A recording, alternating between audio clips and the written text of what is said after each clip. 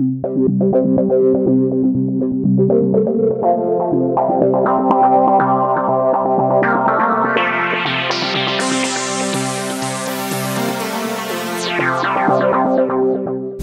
Babin est océanographe à l'Université Laval à Québec.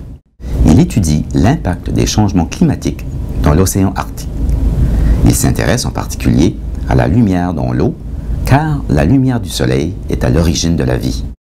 Et donc, en Arctique, la disparition progressive de la banquise permet à la lumière solaire de pénétrer de plus en plus dans l'océan. On peut facilement s'imaginer que s'il y a plus de lumière dans l'eau, éventuellement, il y aura plus de vie.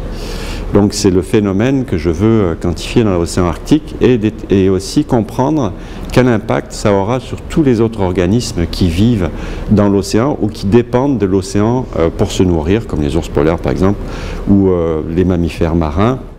Pour comprendre l'étendue de cet aspect sur un écosystème, Marcel Babin part en bateau avec ses instruments et réalise des mesures de la lumière dans l'eau. Il récolte des organismes qu'il fait pousser dans son laboratoire et qu'il observe sous le microscope. On les soumet à des changements de température, de lumière, on regarde comment ils réagissent.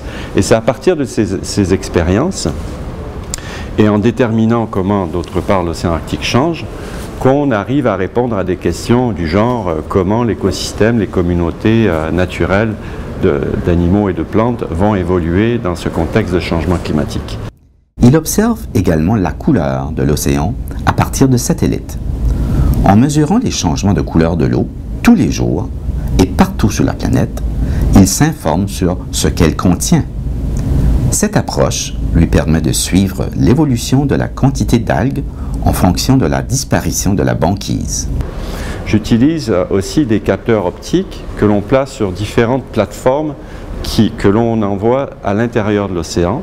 Et ces plateformes sont diverses. Il peut s'agir de flotteurs qui montent et qui descendent dans l'eau et qu'on laisse aller pendant 3 ans et qui nous envoient des données régulièrement sur l'intérieur de l'océan. Il peut s'agir de planeurs sous-marins. Ce sont vraiment des planeurs qu'on envoie sous l'eau et qui peuvent traverser l'Atlantique en 1 mois et qui transportent des capteurs qui nous fournissent des données entre 0 et 2000 mètres de profondeur, qui transmettent ces données à chaque fois qu'ils émergent à la surface. Donc toute cette armada d'autres plateformes nous permet de compléter les jeux de données que l'on récolte à l'aide des satellites.